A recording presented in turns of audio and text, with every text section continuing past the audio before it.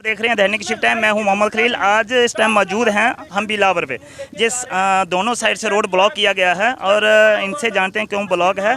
और जहां की जनता जो है कुछ परेशान है, हॉस्पिटल के बाहर जो है वो जाम लगा हुआ है और जनता जो है दोनों साइड से गाड़ियां बंद है और परेशान है। अब इनसे जानते हैं किस लिए बंद है। किस तरह का ये व्यवस्था हमारे मेडिकल डिपार्टमेंट ने की है। मुझे लगता है कि गवर्नमेंट ने रूल निकाला है कि जो डेड वुड में आते हैं, जो इनएफिशिएंट ऑफिसर हैं, they must be voluntarily retired. I think this is the high time for CMO Kathua and Director Health Jammu. She should be voluntarily retired immediately, because this is a totally failure. This is a totally mismanagement from their part. नहीं संजीव जी, सिर्फ ambulance की बात नहीं करके hospital में पहले भी हमने मुद्दा उठाया हॉस्पिटल यहाँ का पर हर तरीके की कमी है, आपको कोई कह रहा फैसिलिटी यहाँ पे नहीं हूँ, मिलती है। मैं अल्ताफ जी वही कह रहा हूँ कि हम बड़ी ज़्यादा उम्मीदें नहीं कर रहे हैं इनसे। हमें एटलीस्ट मिनिमम जो हमारी रिक्वायरमेंट है, this is a totally A referral hospital. इन्होंने इसको रेफरल हॉस्पिटल बना रखा है और अगर रेफरल के लिए भी लोगों को यहाँ पे एम्बुलेंस नहीं मिलेगी तो हम क्या एक्सपेक्ट करेंगे इनसे। संजीव जी, एक बात हम आपकी टोकना चाहेंगे। आप इस मुद्दे को उठा रहे हैं, ये तो ठीक है, बहुत ही अच्छी बात है, लेकिन यहाँ पर जो नेता जो जिताकर बेचे लोगों ने, जिनको सपोर्ट एंड वोट की, वो यहाँ पे दिखते नहीं है। उनका फर्ज भी बनता है संजीव जी। सुनो मेरी बात सुनिए, पहले मेरी बात सुनिए फिर अपना जवाब दीजिए।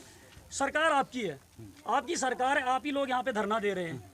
आम पब्लिक, अगर कोई और बंदा आम पब्लिक धरना देती है तो उसके खिलाफ FIR लगाई जाती है, ऐसा क्यों है? नहीं, किसी के खिलाफ FIR नहीं लगाई जाती है। दूसरी बात मैं आपको स्पष्ट कर दूं, जम्मू कश्मीर में अभी किसी की सरकार नहीं है, सरकार नहीं, लेकिन LG सरकार है, यहाँ पे उपराज्यपाल शासन है।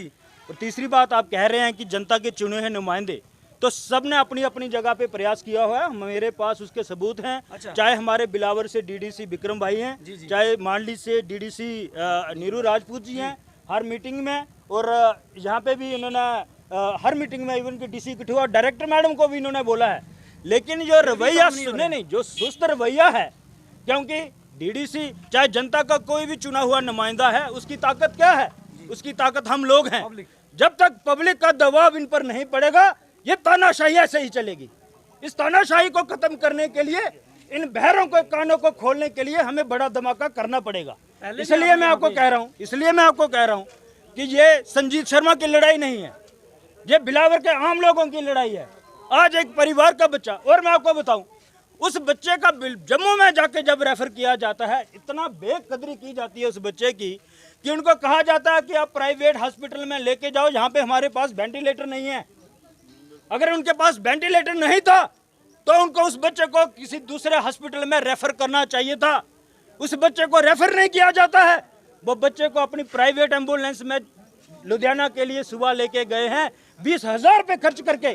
शर्म आनी चाहिए इस डायरेक्टर मैडम को। दूसरी बात सुनिए, अगर उस बच्चे को रेफर किया जाता, हालांकि उसको रेफर करना ही पड़ता क्योंकि वो सीरियस इंजरी है, उस बच्चे को सरकार की तरफ से, जब प्रधानमंत्री जी की स्कीम है कि इस तरह के केसेस में फ्री एम्बुलेंस जाएगी, लेकिन उसका एक प्रोसेस है, डॉक्टर को उसको रेफर करना पड़ेगा।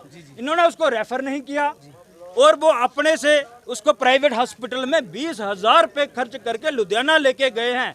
एक गरीब जो मिस्त्री का काम करता है, एक मजदूर, उसके लिए 20,000 रुपए क्या मायने रखते हैं, जो आप और हम समझ सकते हैं इस कोरोना महामारी के काल में। जी, आप पूछना चाहूँगा कि जैसे कि गवर्नमेंट बड़े बड़े वादे करती है, बड़े बड़े दावे किए जाते हैं कि हमने एम्बुलेंसें फ्री दे दी, हॉस्पिटल के लिए वेंटिलेटर दे दिए, इतने ऑक्सीजन सिलेंडर दे दिए, तो आप क्या कहना चाहेंगे इसमें? केंद्र की तरफ से हर फैसिलिटी दी है।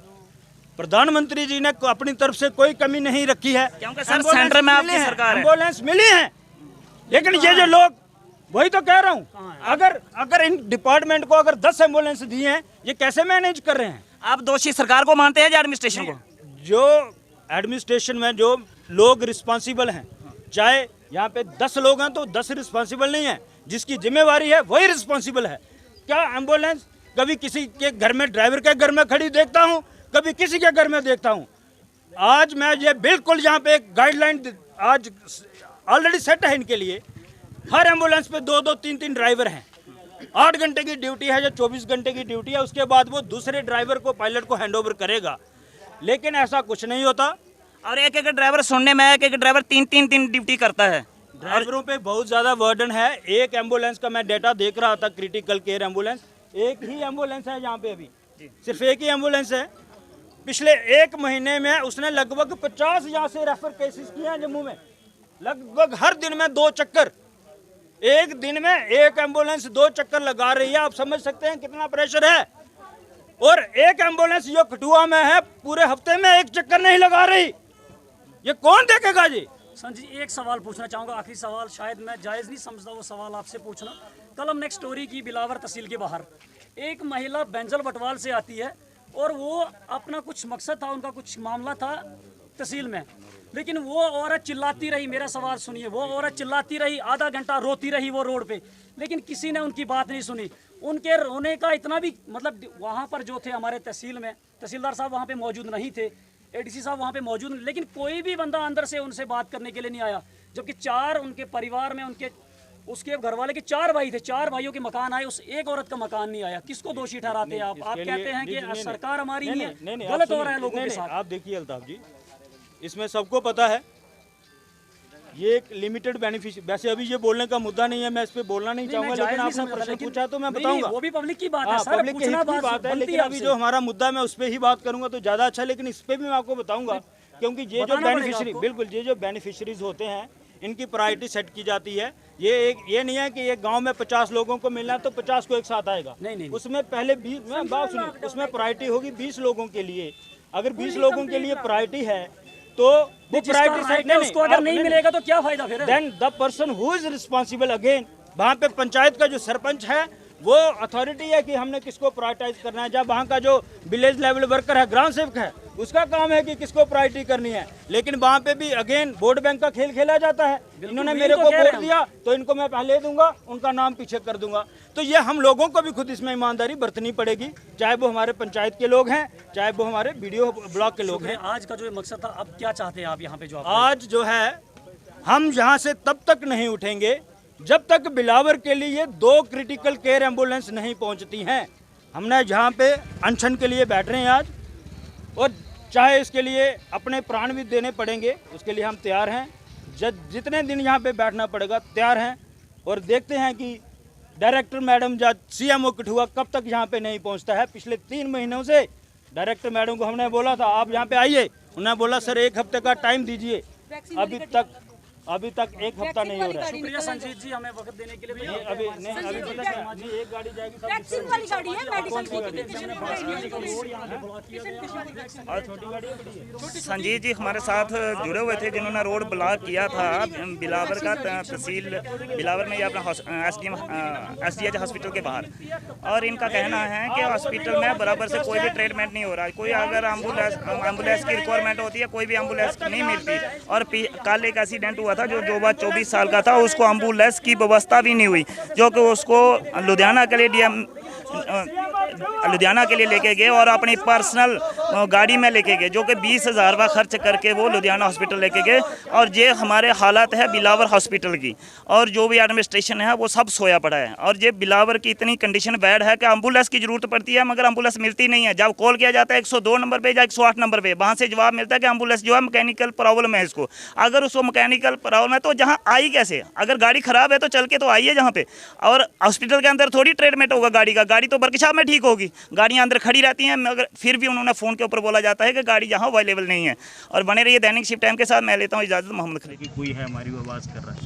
तो आज ये बात है कि सर हम जो प्रिविलेज लोग हैं, हमें इन लोगों के लिए कुछ करना पड़ेगा।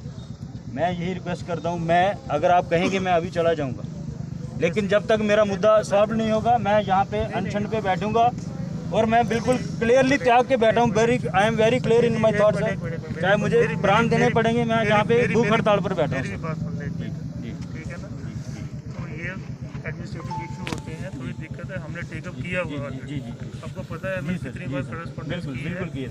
पीछे एक पब्लिक दरबार हुआ था मछेड़ी। जी सर, बिल्कुल। हाँ, लोगों ने, आप पता होगा लोगों ने क्या जो उन्होंने किया, तो एक उन्होंने एम्बुलेंस वहाँ शिफ्ट करनी पड़ी, एक वहाँ भेज दिया यहाँ पर। DMO साहब किधर गए? DMO साहब, यहाँ कितनी एम्बुलेंस है आपके पास? यहाँ अभी सर 108 था, तो 2 दूसरी है, बाकी एक तो खराब पड़ी हुई है। 3 आपके फंक्शनल है, 3 फंक्शनल है। उसमें क्या होता है, मतलब कि जो 108 है उसमें मतलब ऑक्सीजन होती है उसमें? उसमें थोड़ी बहुत एक्सपायर्ड है वो, मतलब उसी की जगह दी गई थी हमें वो। उसकी जगह रिप्लेसमेंट दी हुई है। रिप्लेसमेंट तो यहाँ पर मतलब कि सैंक्शन है उसमें कितनी कम है एम्बुलेंस? एम्बुलेंस है फिलहाल 2 तो उत्तराखंड और वो वहाँ कम है, रामकोट में एक पड्डू के लिए कम है, एक इधर के लिए। इस ये रोड भी कवर हो जाए हमारा तो एक्सीडेंट कम से कम जो वो तो मछेरी में भेज दी ना आपने? मछेरी तो इस साइड है जो कटली वाला रोड है। तो मतलब आपके पास ये 3 एम्बुलेंस, 2 जोन इधर पड़ती 3 एम्बुलेंस यहाँ पर। नेचुरल रोड तो हमारे यहाँ बनी के भी आते हैं मरीज, सोरी के भी आते हैं। जो ऑलरेडी बीएमओ साहब क्या समझते हैं आपको कितनी एम्बुलेंस की जरूरत है? बोलिए। मिनिमम 4 तो और चाहिए हमें, 4 और चाहिए। और आपने रिक्वायरमेंट दी है? हाँ सर। अच्छा, तो उत्तराखंड की दी हुई है, रामकोट की दी हुई है, इन्होंने पट्टू की दी हुई है। बड्डू की दी हुई है, इसलिए हम ना इनके खिलाफ बोल रहे हैं ना आपके खिलाफ, जो रिस्पॉन्सिबल है उनके खिलाफ।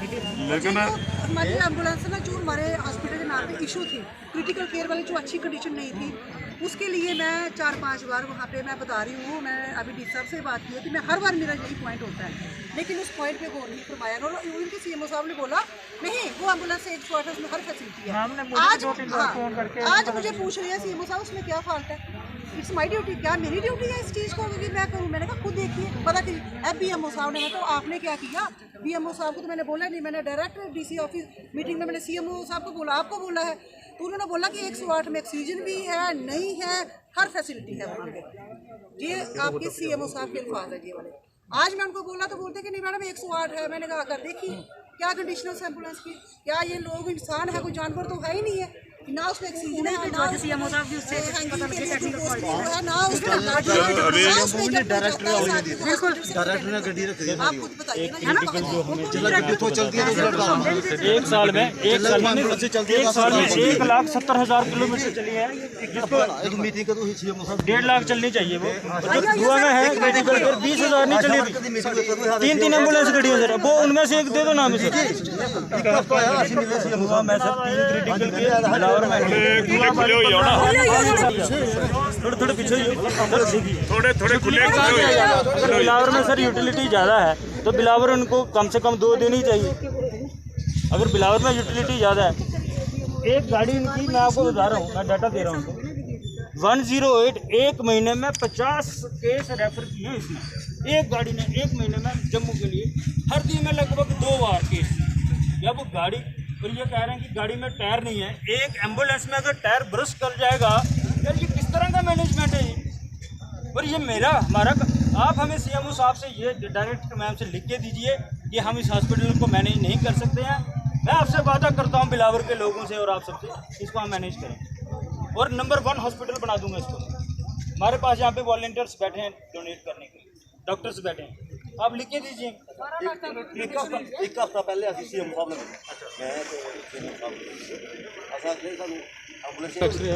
जम्मू में नहीं, तो जम्मू सिटी स्कैन किया है, कोई रिपोर्ट नहीं दी गई उन्हें। CM ਸਾਹਿਬ मेडिकल कॉलेज के हालात 3 ਲੱਖ ਦਾ 20 ਲੱਖ ਦਾ ਐਂਬੂਲੈਂਸ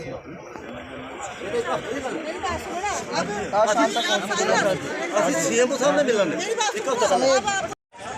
ये आप देखेंगे इधर कितनी दूर दूर तक कतारें लगी हुई हैं और लोग जो घरों से निकले हैं किसी ज़रूरी काम के लिए वो बेचारे आधे ही रास्ते में फंसे हैं। और हमारी एडमिनिस्ट्रेशन जो है वो इस वक्त सोई है, उन्होंने कोई ठोस कदम नहीं उठाया। यहाँ पर जिन लोगों ने ये धरना प्रदर्शन किया है उनका ये साफ कहना है कि जब तक हमें यहाँ एम्बुलेंस, वो क्रिटिकल एम्बुलेंस नहीं मिलती है, हम यहाँ से धरना प्रदर्शन, ये रोड जो ब्लॉक इसको नहीं हटाएंगे, चाहे हमें इसके लिए जेल भी जाना पड़े। ये आप साफ तस्वीरों में देख सकते हैं यहाँ पे किस तरह रोड, ये देखो यहाँ पर हमारे संजीत शर्मा की सोशल एक्टिविस्ट बीजेपी के डिस्ट्रिक्ट सेक्रेटरी भी हैं जिन्होंने यहाँ पर धरना प्रदर्शन किया है।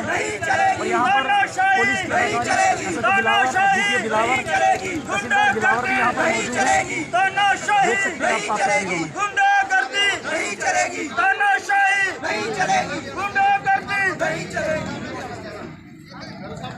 ये आप देख सकते हैं। और ये DDC मांडली न्यू राजपूत जी वो भी यहाँ पर मौजूद है। और ये आप देखिए यहाँ तस्वीरों में, ये हमारा हॉस्पिटल बिलावर है, बिलावर के सामने बाहर जो है वो गाड़ियाँ रोकी गई है, ये देखिए आप सब तस्वीरों में।